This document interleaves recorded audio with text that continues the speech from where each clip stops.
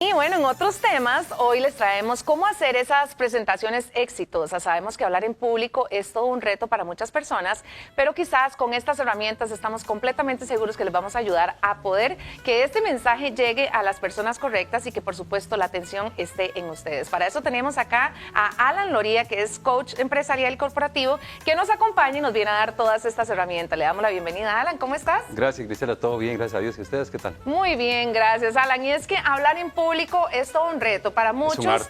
Es un arte y yo quiero que realmente hoy nos vayamos con pasos claves que podamos nosotros utilizar para poder realmente hablar en público, hacer una presentación exitosa y lo más importante, que el mensaje llegue de la forma clarito correcta. Y a lo que uno quiere. Así es. Realmente hablar en público es algo fundamental. Considero que todas las personas deberían de tener, digamos, lo básico bien claro. ¿Por qué? Porque en cualquier momento, o sea, una boda, un cumpleaños, un bautizo, lo que sea, una idea en el trabajo.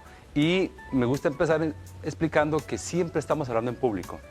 Las personas se imaginan como 1000 personas en un auditorio, se imaginan así como un montón de gente, pero lo que realmente pasa es que cuando usted está almorzando o está tomando café con sus amigos o está aquí en el trabajo, usted tiene 2, 3, 4 personas y ya ese es su público. Claro. Y si usted se pone a pensar que ese es su público, usted se pone ya en modo de hablar en público. No hace falta grandes auditorios o grandes escenarios como para que usted diga, es ahí. No, es todos los días, todos los días. Entonces, cambiar ese chip es lo que es importante. Sí, y es que para tener una presentación, ¿cuáles son esos pasos claves, Alan? Porque realmente son muchas las ideas, claro. Ahí juega también un papel muy importante los nervios. También, digamos, las presentaciones que a veces no funcionan. ¿Cómo podemos ir gestionando si algo no sale como lo planeamos? Pero bueno, ¿cuáles son esos pasos claves? Lo más importante es entender que no hay presentación perfecta. Okay. A mí me gusta decir que usted en algo no le va a salir como usted lo pensó que tenía que salir. Sí. Entonces, entendiendo eso, usted debe descargar un poco la tensión. Sí. Hay un concepto diferente entre miedo escénico y tensión escénica. Okay. El miedo es sudo, me pongo nervioso, me pongo rojo, las palabras no me salen. Y eso le puede pasar a varias personas. Pero la tensión a todos nos pasa. Que son esos nervios, ¿verdad? Antes de entrar aquí a este segmento, uno está nervioso, ¿qué va a pasar? Pero es un nervio que te activa. Es una adrenalina bonita, una adrenalina positiva. Entonces, esa es la gran diferencia. Todos vamos a tener tensión escénica. Ahora, lo que hay que controlar es que esta tensión escénica no suba a pánico escénico o a miedo escénico. Claro. Y la única forma es practicando. Siempre decimos, practica, práctica, práctica. Hablar en público es como nadar. Usted no aprende a nadar agarrado a la orilla. Usted tiene que soltarse a la orilla y tirarse a nadar. Claro. Exactamente lo mismo con hablar en público. Solo hablando en público se controla el miedo a hablar en público. Es lo primero que hay que hacer. Y después tener muy claras las ideas. Siempre decimos una sola idea, si me permitís. Claro que sí, es toda tuya la pantalla. Y es que también, Alan, conforme vas a ir escribiendo, nos vas a ir, por ejemplo, ayudando a que ese mensaje tenga una estructura. ¿Cuál sería esa estructura correcta? Por lo menos para iniciar desde lo más básico a lo más complejo. Hay 3 pasos. Número 1, una idea. Por favor, solo una idea. Hay personas que dicen, yo quiero decir mucho, entonces voy a hablar de esto, de lo otro, de aquí. No, una sola idea. Porque una idea da claridad para quien está escuchando. Cuando usted invierte o mezcla muchas ideas, realmente confunde a la gente. Entonces, una sola idea. Después, el mensaje es claro. ¿Qué es lo que yo quiero que la gente se lleve después de escucharme o de escuchar esa idea? ¿Qué es lo que yo quiero que la gente se lleve? Y por último, el tema. Entonces, te lo doy con otro ejemplo. La idea. Por ejemplo, yo estoy deseoso de hablar sobre el liderazgo. Pues si mi tema es liderazgo, ahí me disculpa la letra, ¿verdad?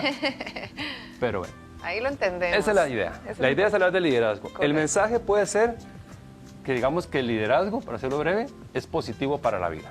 Okay. El tema va a ser autoliderazgo. Bueno. Entonces, ¿qué es lo que estoy haciendo yo aquí? Estoy diciendo a la gente, voy a hablar de liderazgo, que la idea, mi mensaje que quiero que la gente se lleve al final de escucharme es que el liderazgo es positivo para la vida. Pero como el liderazgo es una idea tan amplia, yo tengo que aterrizarlo. Entonces, el tema va a ser autoliderazgo. Entonces, ¿cómo el autoliderazgo es positivo para la vida? Y hablo de la idea de liderazgo. Okay. Cuando yo hago ese embudo, entonces voy aterrizando las ideas y eso le da más claridad a la gente. Claro, muy importante. Es también. muy importante. Sí, ahora, ¿qué pasa cuando nosotros iniciamos con una idea, pero terminamos hablando de otro tema? Es decir, abarcamos tanto, ¿verdad? Sí, en esa idea principal que al final nos enredamos. Y eso es lo que nos pasa a la mayoría, cuando queremos dar muchas ideas, pero no terminamos en nada. Aquí lo más importante siempre va a ser la práctica. Okay. Yo siempre digo a la gente, ahora que hay tanta facilidad con los teléfonos, con todo, grábese. y practique su discurso, su presentación, no se la juegue. Sí. Por más que usted diga, yo soy experto en el tema, conozco muchísimo el tema, práctica. Sí. ¿Por qué? Porque el cerebro necesita estructura y la repetición da la estructura. Entonces, si yo repito y repito y practico, ojo, que no es lo mismo que memorizar, ¿verdad? Que no vamos a Claro, aprendernos porque se nos olvida una palabra y se nos fue ya. como en la escuela o en el colegio, ¿verdad? Que se nos iba toda la materia. Total. Entonces, aquí la idea es hacer un guión de ideas principales y practicar, siempre practicar, eso es lo más importante. Ahora, hay una estructura, vamos a hablarlo todo, hay una estructura que les va a ayudar mucho, que se llama arco narrativo. Arco narrativo. Así, tal cual. Ok. Entonces, aquí tenemos el mensaje, ¿verdad? Ojalá que en casa vayan tomando nota, Sí, el mensaje. buenísimo. Y tenemos la intro o la introducción, eso es como en el colegio, ¿te acuerdas? Sí. El desarrollo y la conclusión. Ok. Ese es el arco narrativo. Toda presentación tiene que tener una introducción donde hay antecedentes, porque es importante el tema, porque estamos hablando de esto. Un desarrollo que normalmente presenta el conflicto o el tema a resolver, que es donde yo pongo como la carnita, lo más importante que yo quiero dejar, y la conclusión. Dentro del desarrollo, y también para generar credibilidad, hay que dar datos, hay que dar estadísticas, hay que dar números, porque no solo basta que yo lo diga. Ahora, Alan, en ese tema los números, porque evidentemente ya están los nervios, Claro. está todo el público viéndote y no queremos que se nos olviden. Es importante también utilizar una presentación gráfica, por ejemplo, cuando se trata de números. Sí, ahora hay que tener mucho cuidado, porque con los gráficos a veces son muy cansados a la vista. Normalmente los gráficos responden a una pregunta crucial. Mi recomendación siempre es, haga un gráfico o una imagen que responda a la pregunta directamente. La otra información menuda, usted se la aprende, por aquel que alguien le pregunte. Por ejemplo, ¿cuál es el porcentaje de mascotas o cuál es el porcentaje de perro, el tamaño del perro que la gente más quiere en Costa Rica? Bueno, resulta que el 23% es un perro entre 5 y 10 kilos. Una imagen de un perrito, un chihuahua, por ejemplo, un salchicha bien bonito. Que le recuerde a uno que recuerde a uno el dato. Ok. Pero el gráfico como gráfico a veces suele ser muy pesado. Ahora, te hago otra diferencia. Si es una presentación de finanzas, ya es otra historia. ¿Verdad? Ahora hay muchas herramientas como Power BI, cosas muy visuales que podrían eventualmente hacerlo un poco más amigable. Que es muy importante. Pero hay que también conocer el público también al que vas. Ahora, esa era mi pregunta. Ahora, nos vamos a referir a un público muy amplio, muy genérico, muy general. Entonces, ¿cuáles serían esas herramientas que nosotros podemos utilizar? Un mensaje, ya nos vimos, basados en esta estructura. Ideas claras, es importante ideas también. Cómo mantener, digamos, como la atención y captar la atención de un público que a veces no conocemos porque le estamos dirigiendo pues un mensaje muy general. ¿Cómo hacemos? Lo primero, y eso es mi responsabilidad, digamos, como presentador, es entender cuál es mi público. Yo tengo que hablar con la organización, con la empresa donde yo esté. Yo le digo, ¿cuál es el público que usted va a tener?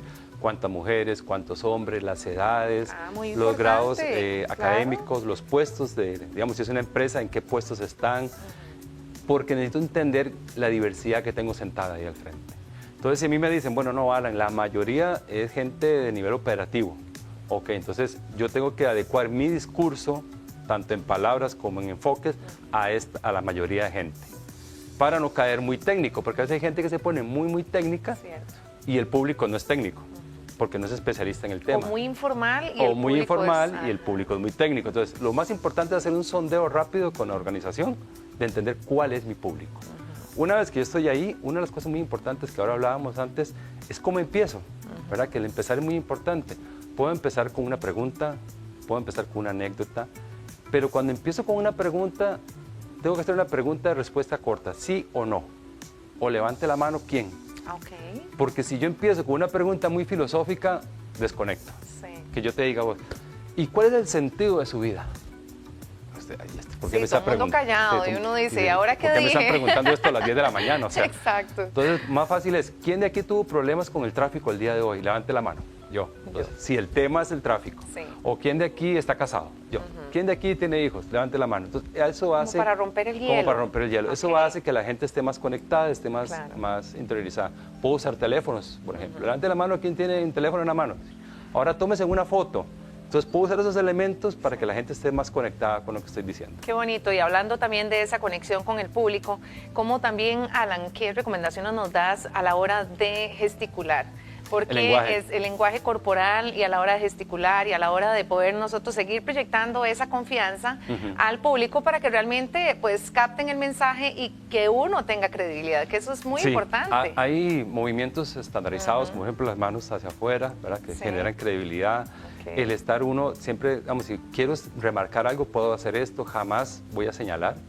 Si voy a numerar, puedo numerar así, ¿verdad? O 1, 2, 3. Lo más importante es una postura ancha, no una postura encorvada, sino una postura ancha, erguido, viendo siempre a la audiencia. Algo muy importante que la gente dice es que a mí me da pánico la audiencia. Ve a la audiencia, no la vea como ese monstruo de 1000 cabezas, sino que piense siempre que usted está conversando. Entonces yo la veo a usted un segundo, lo veo a él un segundo, lo veo a ella un segundo, paso mi mirada por toda la audiencia un poquito. Entonces hago esa conexión como si estuviéramos conversando solo usted y yo. Y de ahí me devuelvo. Y siempre proyectando hacia afuera. Ahora, si tengo espacio, que es muy importante, puedo manejar una línea de tiempo de pasado, presente, futuro, hacia atrás y manejo. Pero tengo que practicarlo. Porque cuando yo practico, digo, bueno, mañana voy a decir que cuando vayamos todos al frente, yo hago el paso. O a veces tenemos que echar para atrás en la vida, hago el paso para atrás, pero eso se practica. Ya con la práctica uno lo hace en automático, pero es muy importante la práctica de inclusive del lenguaje corporal. Es importante en una presentación abrir un espacio de preguntas para romper el hielo, para finalizar y entender si ese mensaje llegó de la forma correcta, o lo mejor es no arriesgarse. Depende de la audiencia. Depende de la audiencia, porque si yo, por ejemplo, voy para una actividad donde la audiencia es agresiva, no sé, transformaciones en una organización, cambios de salarios, ¿verdad? Que va a estar la gente como bastante agresiva. Son temas delicados. Temas delicados, es mejor dejar las preguntas al final. Si yo empiezo con preguntas al principio, puede ser que me desvíen el tema y no vaya a hablar de lo que me invitaron a hablar. O hacer bloques, que vamos a hacer una pausa, preguntas, o que alguien esté tomando las preguntas. Ahora hay mucha tecnología. Escribe su pregunta por aquí y ellos filtran preguntas. Cuando es virtual, que también es otra modalidad que hay que hacer y vale la pena mencionar, es entender que la virtualidad necesito yo como expositor ver directamente a la cámara que tengo ahí en la casa. No a la pantalla, sino a la cámara. Cuando yo estoy viendo la pantalla, a la cámara de mi computadora o a la cámara web, yo estoy haciendo contacto visual. Si yo estoy hablando en público, virtualmente, y estoy viendo a los que están en mi pantalla, pierdo. Ya ahí estás, no estoy con ellos. Yo tengo que ver a mi pantallita, a mi cámara, y estar muy concentrado con la cámara, hablando a la cámara. Sé que ellos están aquí, pero yo estoy... Y darle continuidad a eso. Alan, de verdad te agradecemos muchísimo estos tips y estas herramientas para la gente que está también interesada en poder prepararse de una manera correcta. Alan Loría, ¿serían las redes sociales? alanloría.com, y el 3 de mayo tenemos un curso. ¿Cuándo, perdón? 3 de mayo. El 3 de mayo. Un curso de hablar en público, allá en las tierras de Alajuela. ¡Ay, qué bonito! Para los que quieran asistir ahí totalmente. Bueno, pero entonces la alanloría.com. alanloría.com. Ahí está toda la información. Excelente, Alan. Muchísimas gracias, de verdad. Gracias por ustedes. venir a conversar acá en Vivo de la Mañana. Y ahora nos vamos con nuestro compañero Alex, que tiene mucha más información.